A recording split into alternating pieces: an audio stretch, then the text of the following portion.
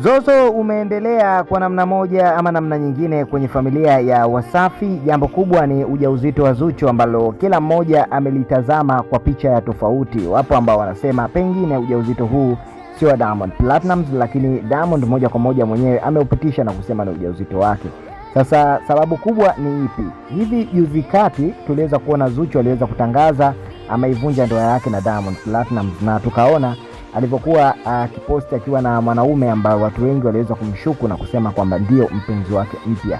Sasa kitendo hiki hapa kiliweza kuwakera wanafamilia wa Diamond pamoja na baadhi ya wafanyakazi wa Wasafi pamoja na watu wa karibu.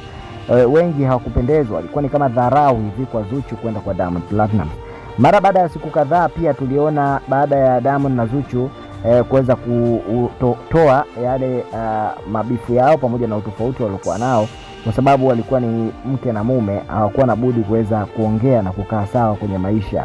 Lakini yote haya baadhi ya wanafamilia walikuwa hawajakunjua nafsi, wana vinyongo baina yao. So hapa ndipo ambapo mambo yameenda kuibuka, yani kila mmoja ameweza kuonesha makucha yake baada ya Zuchu kuonekana ni mjamzito na anakaribia kujifungua. Swala hili wengi wameonekana kulipinga na kuliweka katika kikaango kizito. So Zuchu amewekwa kikaangoni na kuendeleza kutaka kujibu maswali mazito ambayo baadhi ya watu kwenye familia ya Wasafi wamekuwa nayo kwa muda mrefu sana. Sasa kwa kipindi hiki naweza nikasema kwamba vita bado ni mbichi kweli kweli, ndio kwanza mambo yameanza, na miendelezo ya habari hii utazipata hapa kwetu sisi.